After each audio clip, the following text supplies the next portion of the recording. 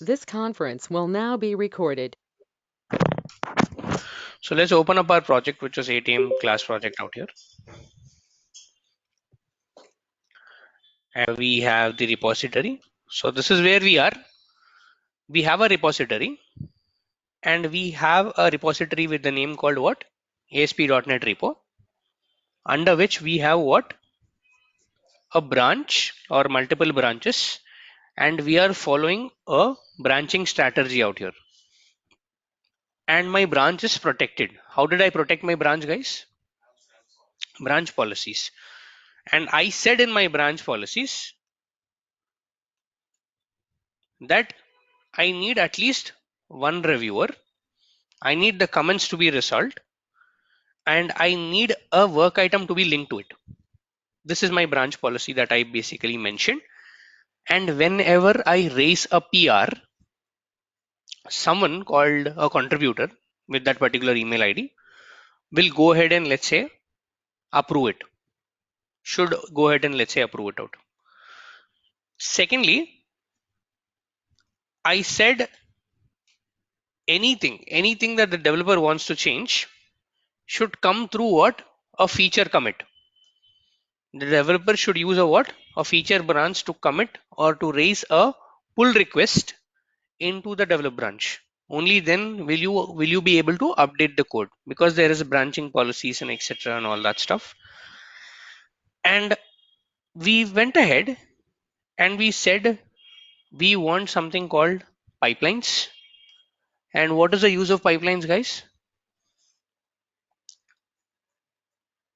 Or what is the use of a build pipeline? Continuous Continuous delivery. integration. It's not a deployment, right? No. Yeah, Integration. it's a build pipeline, right? No? Sorry. Yeah, that's correct. Okay. It's a build pipeline right now. And we have two different build pipelines. One for full framework, the other for core.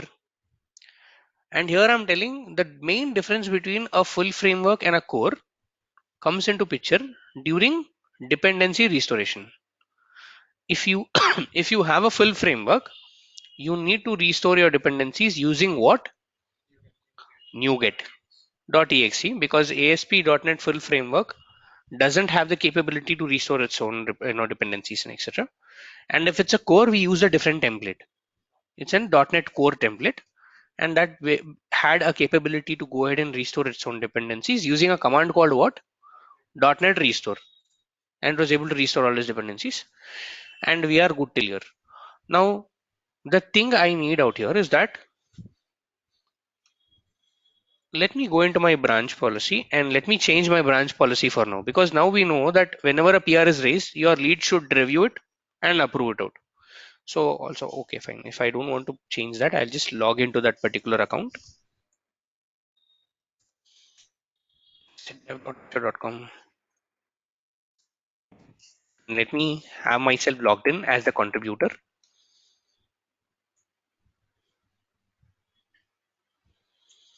I'll say RBAC contributor at gmail.com.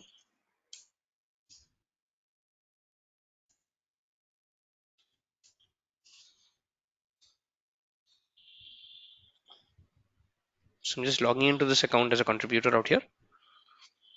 And I have access to only this particular, a couple of projects out here, like ATM and my class repository, because this particular my class repo, right? It's a public project. So I've just exposed it as a public project so that everyone can download the PowerShell scripts and etc. So ATM repo, I'm here. And once the PR comes in, a pull request basically gets raised. This particular guy will be notified via an email, and he will be able to go ahead and approve this out. Good until here, guys? Is everyone following this out until here? Now let's say my developer wants to do a change into one of the projects. The developer will do what? In his local machine, he will raise a new branch. All is what? Feature 300 from develop 1.0. This because this is where the code is. Link work item, create. Feature 300 is there. this branch is not protected because the developer should be allowed to go ahead and let's say do changes here. Let me go ahead firstly say .NET Framework application. Here let me go into the application and we have views and etc, right? So let me go into the views, home, and we were working on this file, right? And we said this is a sample application version 1. Let's say the developer is now working on the entire code, and the developers, right, they will use something like Visual Studio 2019, 2022 and etc to make all these changes. Let's say the developer is now working on all this code and he's doing a lot of change, and he's now changing the version from 1 to 2. I'm just doing a sample change, but the developer might actually do a lot of changes. Let's say commit, and I can put a proper commit right now, or I should put a proper comment right now telling that changed the version from 1 to 2.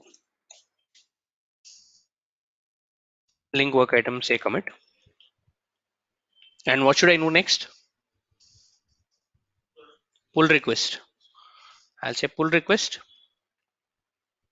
into what? Into the develop branch. It says 1 to 2.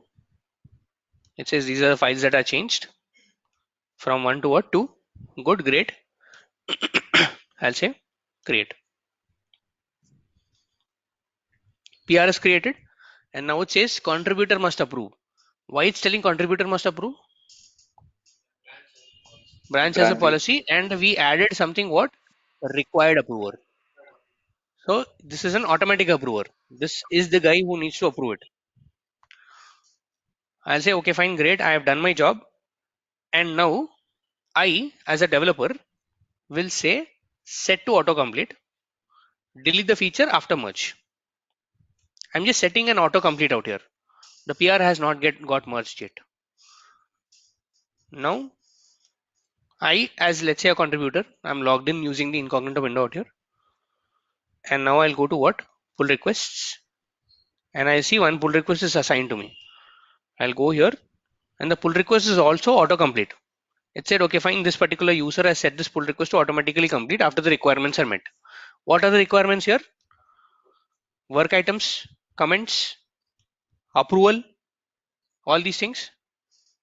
And now my lead checks this out and it says okay, fine, these are, let's say, these are the inline changes. Okay, if I can change it to, let's say, side by side, it will make more sense. It says okay, fine, this is the version that is being updated from version 1 to version 2. Good, great, approve. As in when you approve it, the PR will be completed because I set it to autocomplete. Now as in when the PR is completed, what should be the next step? Branch, because I put it as automatic delete. Yes, it will be deleted. So the code right now, whatever that I have changed, is now within what? The develop 1.0. What should be the next step, guys? Build. So I, as a DevOps engineer, now I'm not a developer. The developer work is done. The PR is merged. He's like done. He's like happy right now. I, as a DevOps engineer, should come here, and since there is a new commit, I'll say, please run the pipeline again. I'll say, okay, fine, this is the branch on where the code is. I will say run. And now it says building the code. And let's come back. This was the first build, right? Working from a PR called PR45. And the PR comment was what? This is a full code push. We said it's a full code push and pushed it out. Now this is a PR47, meaning whatever the changes that were there in, let's say, that particular pull request are now in develop branch, and it's telling okay, fine, I will now give you what? An artifact from this particular change. But do you all observe there is an issue here? What's the issue? That's fine. It stores in same location. That's fine. It'll override it. It should override it. See, you can go to the old artifact, not a problem. You can click on this build, which is the old build.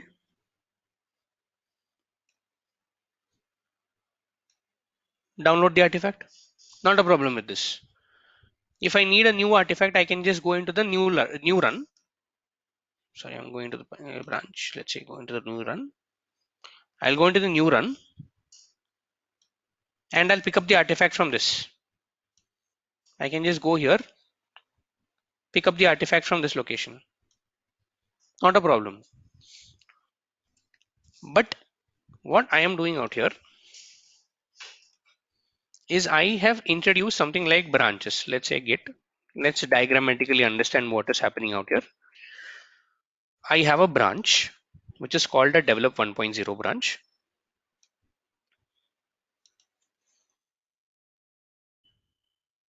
And I have now I'm coming with a feature branch. Feature is deleted. It's merged into it. So a developer took a feature branch, raised a PR, and merged it into the developer branch. As and when it is there in the developer branch, meaning as and when its changes are there into the developer branch, how will I know that the changes are there in the developer branch then? I, meaning I'm a DevOps engineer right now. So he's a developer.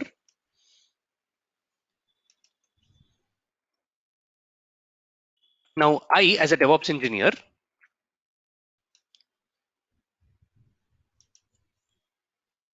I am a DevOps engineer right now. I have a lot of work. I'm writing ARM templates, I'm writing PowerShell scripts, I'm managing a lot of resources and etc. Now the developer comes in and tells me that, hey, you know what? I have merged my changes. Please run the pipeline. Because developers are not allowed to run the pipeline. They do not have the access to run the pipeline. They do not even have the knowledge to run the pipeline because it's a developer role. They're not expected to learn what pipeline is. So what, sorry, what you're doing out here is you're going into the pipelines, selecting a pipeline known as a build pipeline and saying run the pipeline. So the pipeline can run. And when the pipeline is running, you'll produce an artifact at the end of it. This is one developer, I can handle him. Whenever he says, okay, fine, you know what, go run the pipeline, I'll go ahead and run the pipeline. Let's imagine that the developer is doing 100 commits per a day, 100 PRs per a day. How many times he has to tell you? 100 times. You'll have to run it 100 times. I'm okay to run 100 times, not a problem. But I'll just increase the magnitude slightly a bit. It's not one developer, 100 developers doing 100 PRs per a day. How many times I have to run it? So it increases the complexity, right? How many times will he have to reach out to me? 100 into 100 times. So should I focus on just clicking on the run button or should I focus on developing something? It's developing, right? Of course it is developing. The reason I'm using Azure DevOps is that I want to automate this entire procedure of build and release, right? Now I have a build pipeline. This is not a continuous integration pipeline. A continuous integration pipeline is the one which eliminates the need of a DevOps engineer to come here and run this pipeline every time. A continuous integration pipeline is the one that gets automatically triggered when there is a change in the source code. When there is a change or whenever there is a change in the source repository, the pipeline should trigger and give me what? Artifact. It should generate an artifact. Those pipelines are called continuous integration pipelines. Till now, we were just building or we were just creating build pipelines, not a continuous integration pipeline. Okay. Following. So this is an issue. So in order to eliminate this manual approach, what I'll do is I'll come to my pipelines and I will say, this is the pipeline that I have. And now I will write a PowerShell script to automate this out. I have to write a PowerShell script and this will be at least 1000 lines of PowerShell script to automate this out. I was just kidding. I don't write a PowerShell script. I know like a lot of people basically whenever I said a PowerShell script, like, faces went blank. I don't do that. All I come into something known as triggers, say enable continuous integration. That's it. I won't do anything. And here it says what? branch filters, develop branch. It says whenever the develop branch is updated, please go ahead and trigger this pipeline. I'll say save. So I am now doing what? Coming into triggers, enabling something known as a continuous integration out here. And now I'm saying save, and I'll say give a proper comment telling enabled continuous integration.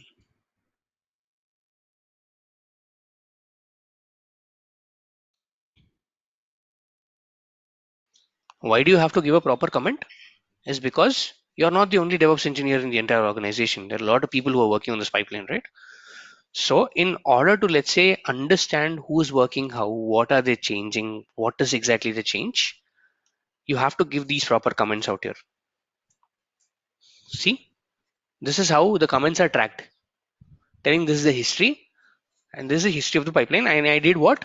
I just enabled a continuous integration out here. And I just saved it, okay? I'm not doing anything right now. I just saved it.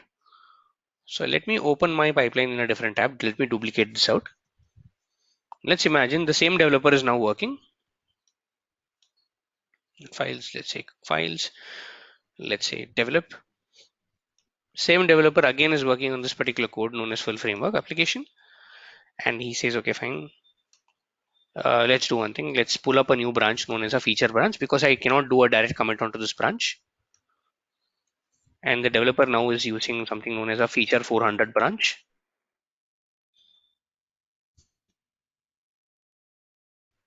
And again, very simple update of the code. I'll go here. I'll say views. I'll say home. I'll say index.html. And I will say edit, commit. Updated this one, give a proper commit. And say commit this out.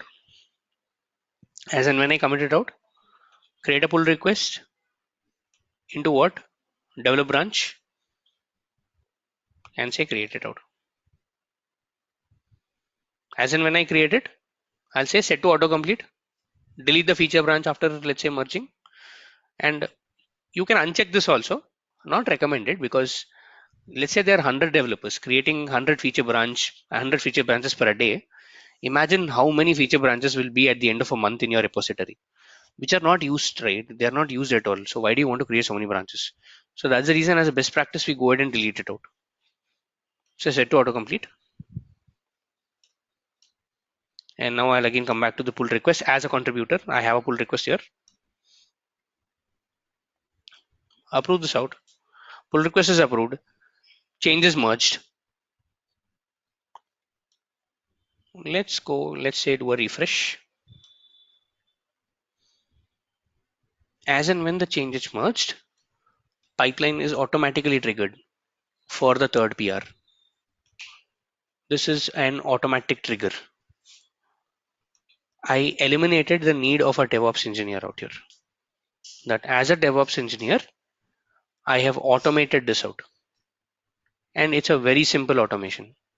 You do not have to write anything. You do not have to do anything. Just go into the triggers, enable the trigger. That's it. Good until here, guys. Any questions still here? Now, this is known as a continuous integration process. So whenever someone asks what's a continuous integration, just say it's an automated pipeline which gets triggered and which gives me something known as a artifact every time a developer checks in his code. Okay. Any questions here, guys? Anything here?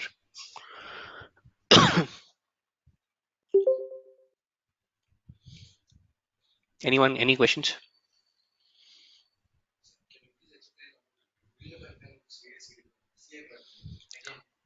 So build pipeline, same. Build CI, same pipelines out there. But I am just telling that a build pipeline is not automated. It's not. It doesn't have a trigger. A CI pipeline, specifically, if someone says it's a CI pipeline, it has a trigger. It has a continuous integration trigger enabled. That's it. We will keep using these terms very interchangeably. that do you have a CI pipeline or do you have a build pipeline? I am referring to the same thing. It's the same thing out here. But for me, a build pipeline is something that is not automated, where let's say a DevOps engineer like us should go ahead and trigger it and say, okay, fine, please run this build, which is in manual procedure. But a CI pipeline, on the other hand, is something which is automated. Sorry, not to approve. Yeah, not to run, not to click on the button called run pipeline again and again. Okay, any more questions here, guys? We will use CI pipelines, not mostly. We will all the times use CI only, because this is an automated workflow that I want to achieve without any human intervention. Because at the end of the day, I want to achieve something like automation out here. I don't want myself to go ahead and just click on the run button every time. Okay. There's one issue out here, is that this is a full framework pipeline, right? And if I look at my branch, there is ASP.NET Core application. There is ASP.NET full framework application also. What if a developer is not working on the framework, like full framework, changes the code of ASP.NET Core? Will it result in a continuous integration? Yes, no, maybe. Yes, no. Anyone online, offline? Yes, no, maybe. Did you all follow my question? The question was that I am a developer. Okay, fine. Let me take a step back. I am a DevOps engineer. I enabled a continuous integration on which pipeline? Full framework. I have not enabled a continuous integration on what? First pipeline core. First pipeline core is building me what? The code for .NET Core application, because this is how the pipeline is designed. If I do an edit,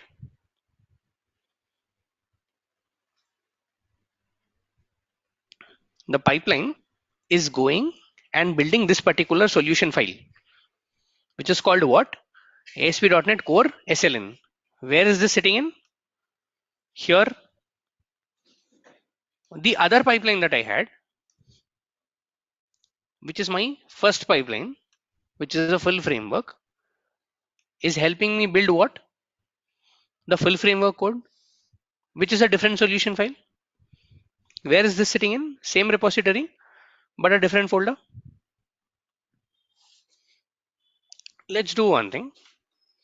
Let's come to, let's say, the ASP.NET Core application. I am a developer right now who's working on the core application. I'll again say feature. And normally when we are doing 400, 500, right? In the real-time environment, what will the developers do is that they'll do a / and give their ID. Something like it can be something like this. And the work item number. Something like 178, something like this. Work item number. This is the best practice what we follow. I want to edit what? Core. So I'll say, okay, fine, pages. And let's say go into index.cs HTML. Edit. Version 2. Okay. Commit. Create a pull request. Same thing. Into what? Develop. And I'll say create. Again, contributor must approve it. I'll just set this to autocomplete. I, as a contributor, I'm coming here, going to the pull request. I'm saying, okay, fine, this guy has earlier basically put a pull request out here to update this particular CS/HTML file. I'll say approve. It deleted the branch, merge is complete. Now what should happen? CI pipeline should trigger. Which CI pipeline should trigger? Out of these two pipelines, which pipeline should ideally trigger? Core, Which is that because the core change. core, yeah. Correct. But which triggered? Full framework. Why? We said what? Integration on the full framework pipeline. We did not set continuous integration on what? Core pipeline. So let's set that in core pipeline. Let's say go to the core pipeline, edit this out, go into where? Triggers, enable continuous integration. Say triggers, enable continuous integration, include branch filters, develop branch, save. So not giving comment, I just saved it out. Okay. Let's do one thing. Let's close this. Let's do one thing. Let's come back to files again. Pull up a new branch known as develop. Sorry, feature.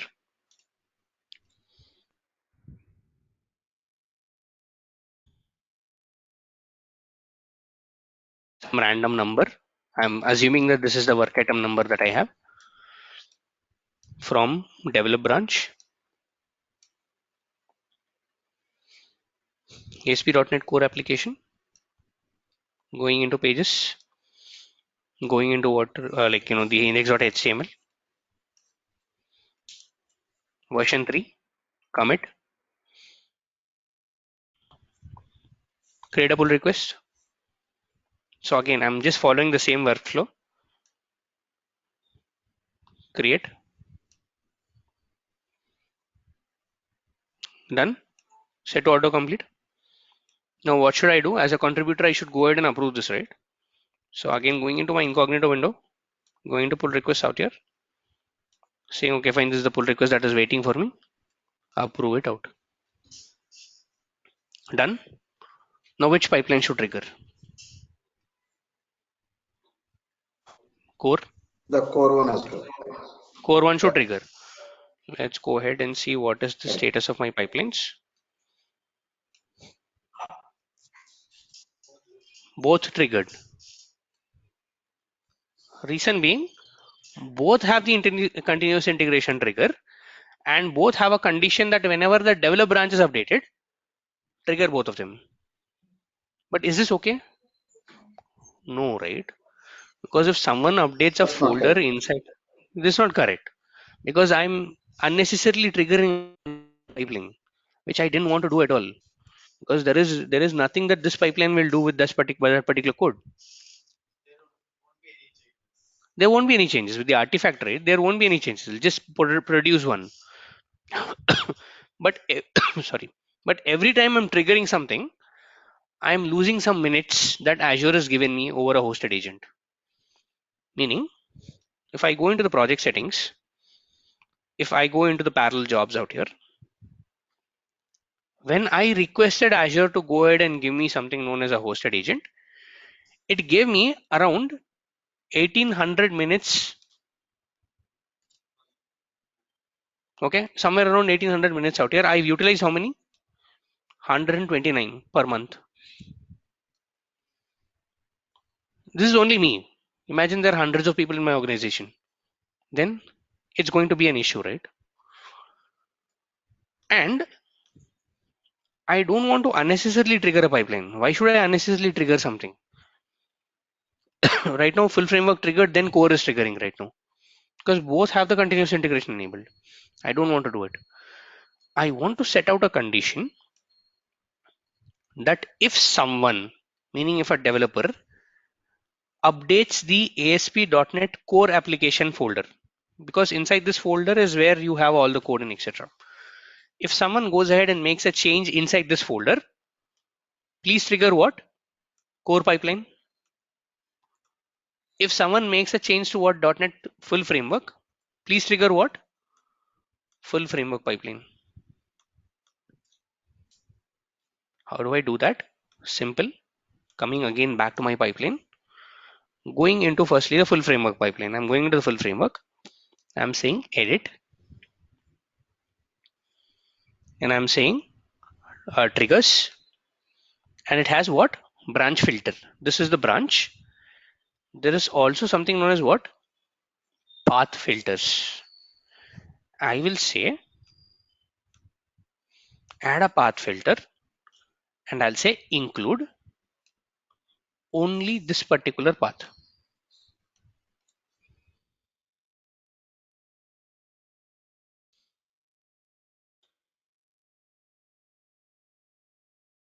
I can also say something like this, and I can say exclude what? Core.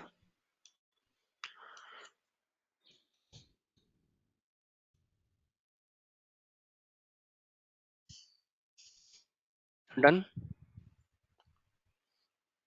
I am including a path and I'm excluding a path out here. This is how I set the branch filter, and I'm saying yes, this branch is updated, but also please check for this particular condition known as a path filter, known as okay fine, if this path someone updates it out, then please go ahead and trigger the pipeline for me. So let's do a save, and the same thing I'll do with the other pipeline also, core pipeline. I will now set a path filter out here. I'll say include develop great. In this, what should I do?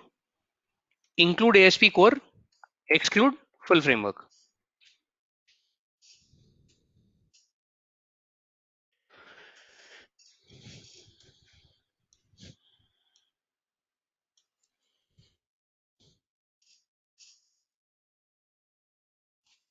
Done. Let's test out our theory. Let's see if this is working or not. Let's go into full framework, make a change. Let's say fine, where is that? Index.cshtml. Let's say view, index home, index.html. Let's pull up a feature branch quickly.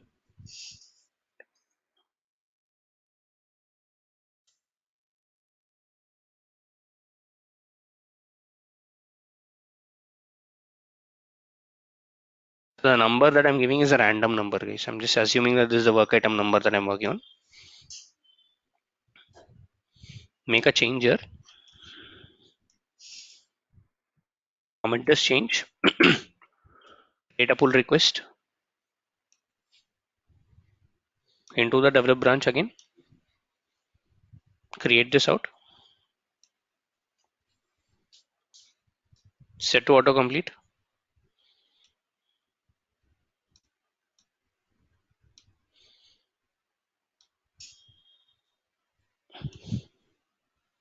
Done. Let's see which pipeline got triggered. Let's see how the pipelines are getting triggered right now.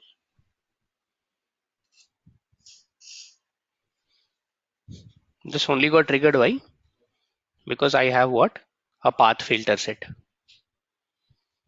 And how am I setting a path filter? I'm telling, okay, fine, if this is the folder, please go into that folder. Whenever someone updates only that folder, please trigger this pipeline. Now it makes sense, right? I'm not triggering two pipelines at a go. I'm just triggering one pipeline for one particular code. Okay. Any questions here, guys? Folders. You'll have to set the path filter. You can set multiple path filters out here. You can have multiple conditions there. You can include a lot of folders. You can also say subfolders also. You can also give subfolders. Only if this is this particular subfolder, you can also give that particular path. Okay. Any questions here? Any questions here? So schedule. Let's say, okay, great question is that this build pipeline is there. I don't want it to do a continuous integration, or let's say I wanted to do a continuous integration, and I also want, well, okay, fine. Let's do this. My developers are working from 9 to 5. They're doing a lot of PRs. I just need one build pipeline to trigger at the end of the day and produce an artifact which basically considers all the PRs at once. Can I do that? Definitely yes. These are now called as schedule pipelines.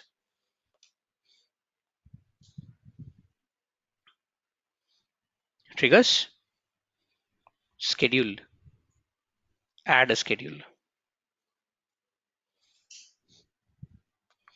In my case, my office works from Monday to Friday. It works from 9 to 5. So after 5, I want to basically do a schedule. So 5 is what, 17? And it is like UTC plus 5:30 IST. 5:30. And I can also include the branch and path filters out here. I can say schedule this out. If I save this, this will now become a scheduled trigger. Okay. So you can schedule your pipelines as well. Any questions here, guys?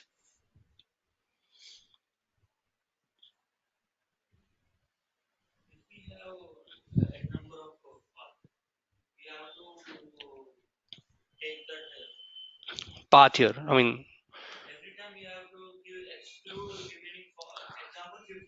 mhm. So all those 49, right, will come under one particular folder. Just exclude that. So it's just the logic what you're kind of excluding out here. Okay.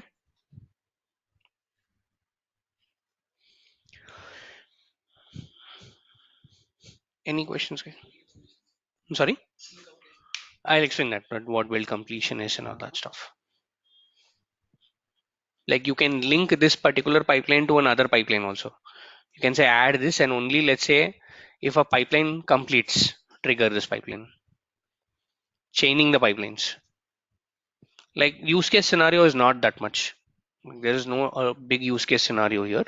So that's the reason we don't go ahead and do a lot of build completions out here. Scheduled, or let's say this is like a good use case scenario out here. Scheduled pipelines and triggered pipelines and etc. Any questions on branch and path filters, guys?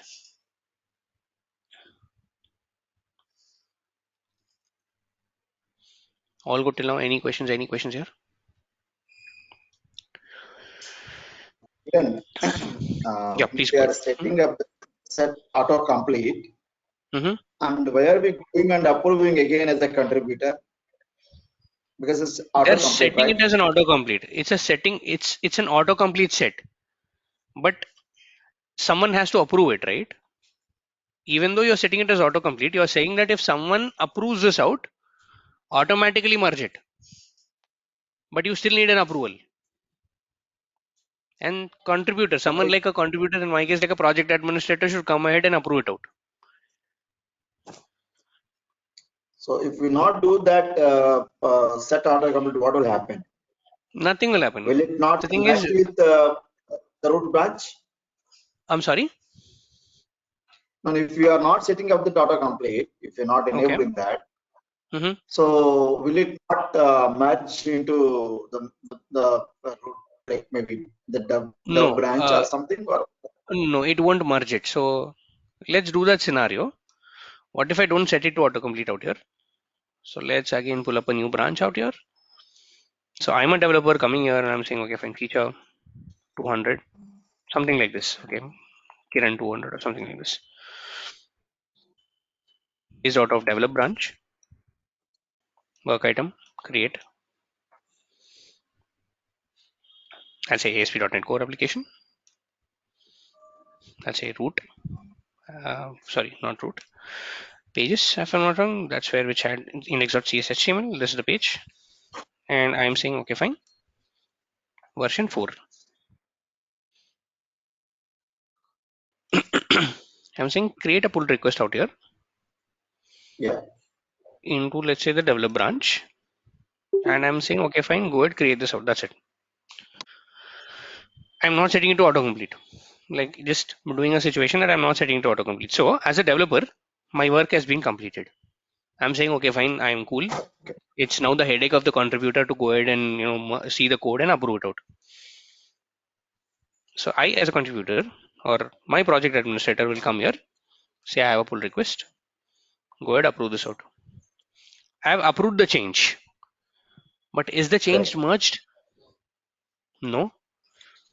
Will the pipeline trigger?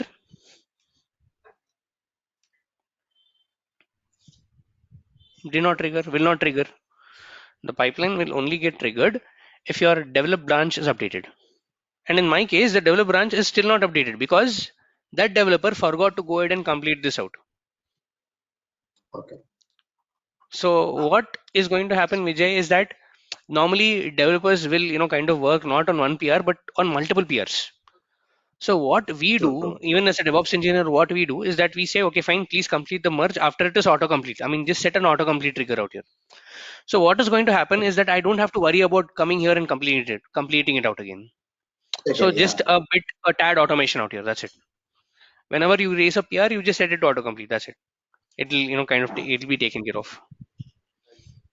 It's a time saving because again, what's going to happen is that this is a regular issue that we have with developers. Developer says that what, my PR was raised on, let's say, the 14th of November. I do not see my changes. We say please give your PR. We see it is not set to autocomplete. It never got merged. We again come back to the developer saying that what, you have not set it to autocomplete. Please merge it again now. Only then you will be able to see your changes. So autocomplete out here enables me in a better position out here, telling that okay, fine, even if I forget doing a complete later, it's still updated and I will have the pipeline getting triggered. Core got triggered. So the entire cycle is automated. So that's the advantage of an autocomplete out here. So is it mandatory? Not really. Best practice, definitely yes. Does it answer your question, Vijay? Yeah, that's correct. Okay.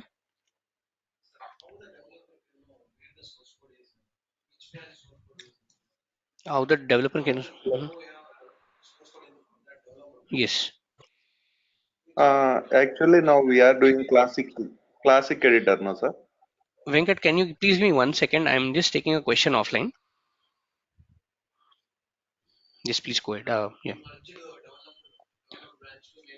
Yes. Yes, it's still alive. How the developer will push to the main branch? So very simple. That's where branching and merging strategies come into picture. That's where we said that our project will follow this branching strategy. That everyone in the project is firstly telling that what, this is the develop branch. You are developing. You should only commit it to the develop branch. And what happens if I merge it to the main branch? There will be nothing, no activity, no build pipeline, no release pipeline, nothing. Because I am saying my build pipelines will only take code from what? Develop branch. So everyone in the organization is firstly let know that what, if you're joining the organization today, you're firstly I'm letting you know that this is the branching strategy that I'm right now following. That this is the sprint cycle what I'm into. This is the branching strategy what I'm following right now. This is how the code will move. So your branch should always be the developer. Even after me telling, if the developer goes ahead and commits it into the main branch, it's his headache. His changes won't get reflected in the environment. Very simple. There will not be any issue, but normally what happens is that's where approvers come into picture. Your approvers are project leads who knows which branch the code should go into, right? That's where approvers are actually coming to picture, telling it, okay, fine, you know what, this guy is not merging it. I'll deny it. I won't approve it. I'll reject it. That's the reason we set a branch policy to it. Yes, Venkat, you had a question. Sorry.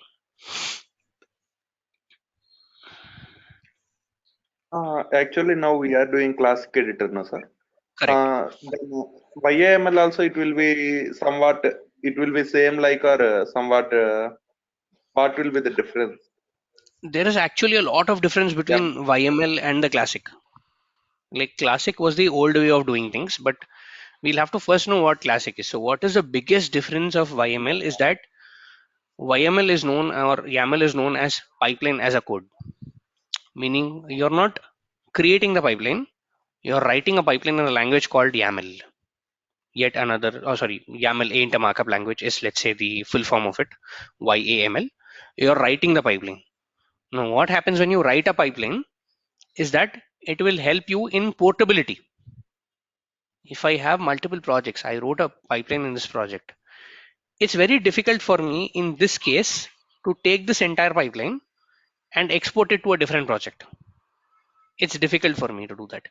When I write it in YAML, it's easy in the form of a portability. Two, I can do a version control on my pipeline. I'll explain what is that. So that's the reason I'm not going into YAML yet. I'm not going into something known as YAML yet, but we definitely have to know what YAML is. We definitely have to know how to write it. It's not going to be difficult when you follow classic. Meaning, Okay, sir. And hmm? classic and YAML and any more other strategies are there, or only these two? No, as of now, these two. Like there are Okay. strategies like infrastructure as code is something that we look at. Okay, sir. Okay. As of now, these two.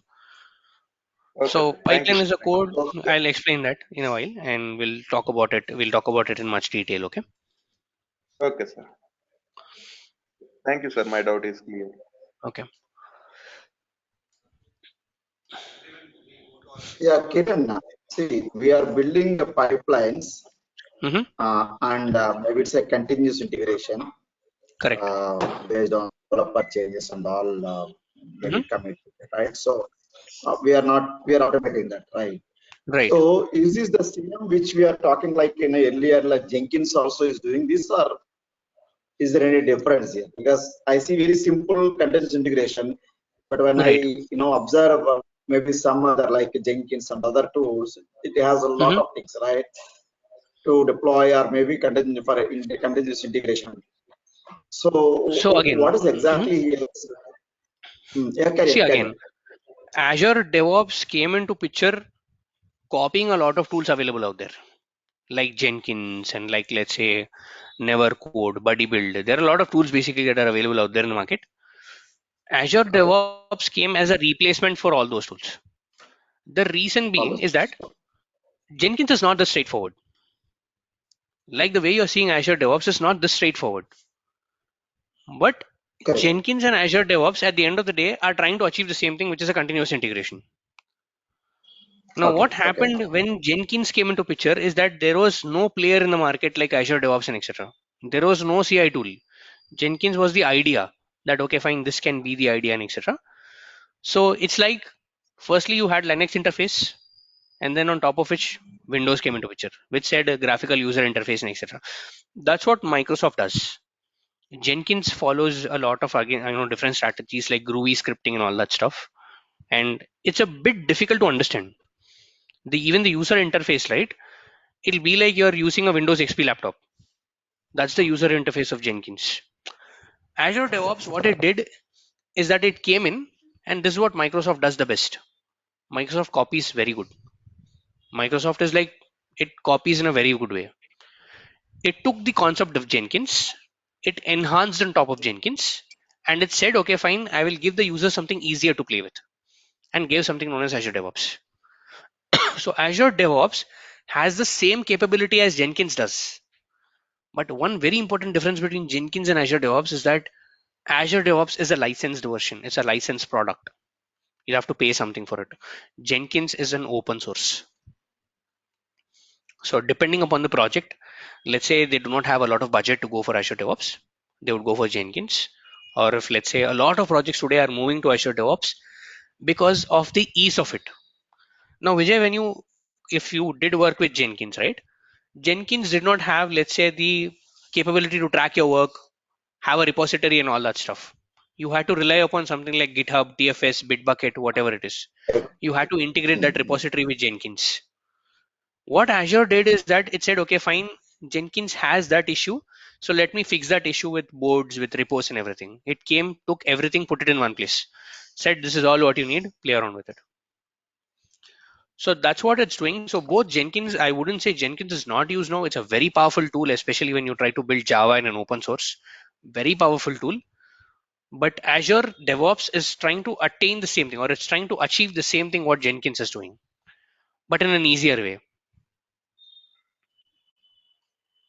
Okay. Okay. Does it So answer your question, that Vijay? we can even, yeah, yeah, yeah. But so here, if I see that we can integrate even in other clouds also, right? Not only in Azure by using this Not only in Azure, Azure yes. DevOps. Not only in Azure, you can take your code, deploy it into, let's say, EC2 instances running on AWS, GCP, on Yeah. Okay. premises, anything.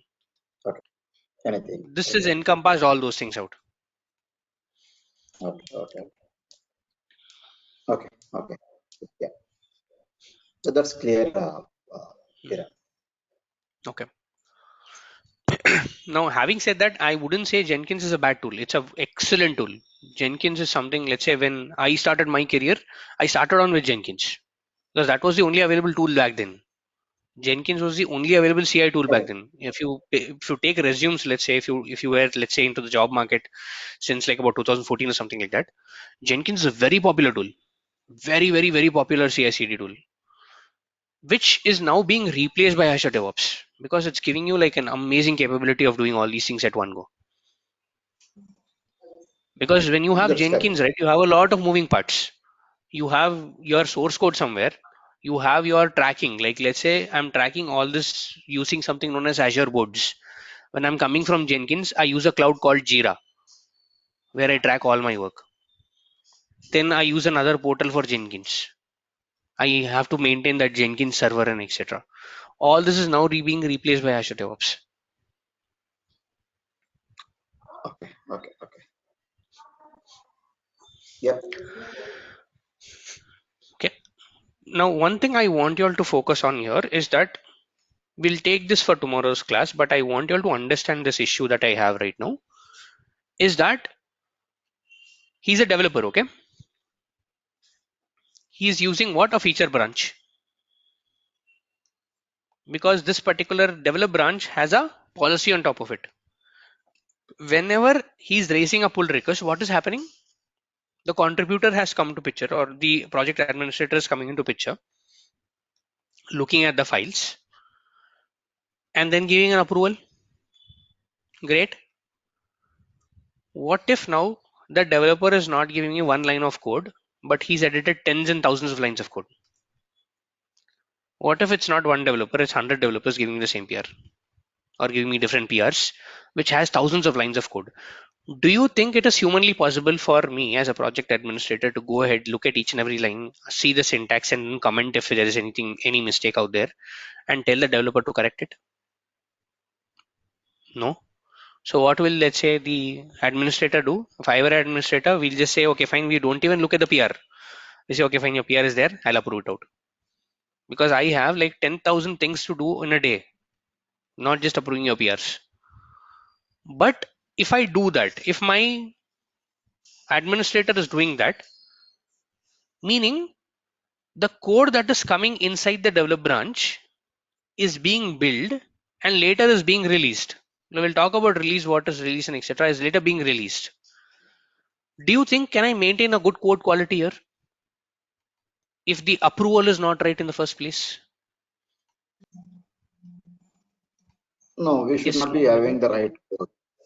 So we do not have a right code, meaning I am not controlling the code quality because I have a human intervention here. Now I want something or someone automated to check the entire code. How many hour lines it is to check the code? Give me a report telling that your code is good or your code is bad. That is where something known as static code analysis comes into picture. SCA, static code analysis. As a DevOps engineer, my role is also to make sure that the security of my branches are maintained, meaning code with a proper quality only should be committed inside the branch. Code without a proper quality should not come into my branch because it will cause an issue later. That is where I bring in something known as a static code analyzer in the form of something, a very famous tool called SonarQube. This is a very famous tool, very widely used across the industry, known as SonarQube. You have a lot of tools like Sonar, Fortify, Datadog, a lot of things out there. But we are covering something or we are discussing something known as SonarQube out here. We will see how can you bring in a tool known as Sonar, which is a third-party tool, not a tool basically maintained by Microsoft. It's a third-party tool. How can you bring in a tool known as Sonar into Azure DevOps? A third-party integration. How do you do that? Okay, we'll look at it tomorrow, but just do a bit of reading on Sonar. on what Sonar is, what release Sonar is again, and we'll pick up on this. Okay. Any questions still here, guys?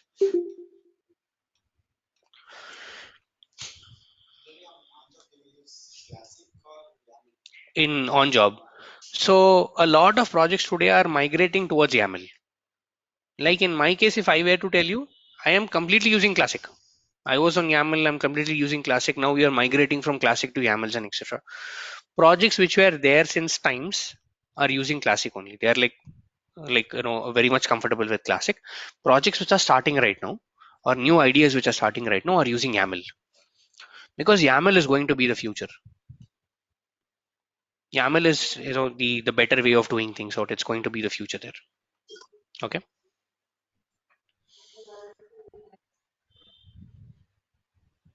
Okay, if there are no further questions, we can close the session, guys. We'll meet tomorrow. We'll discuss more on this. Okay.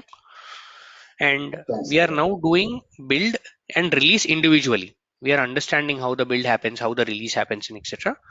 Once we understand the entire summary of it, we'll do a couple of projects on, if let's say you have a project, we have to start with what is the branching strategy of that project. You are going to tell me what is the branching strategy of the project, and I'll implement it. And then what is the build pipeline? What is the strategy for the build pipeline? What is the strategy for the release pipeline? How do you check it out and all that stuff? This is something that we are going to do, seeing a complete project. Okay. Okay, guys, have a great day ahead. Then we'll meet tomorrow. We'll continue from here. Thank you.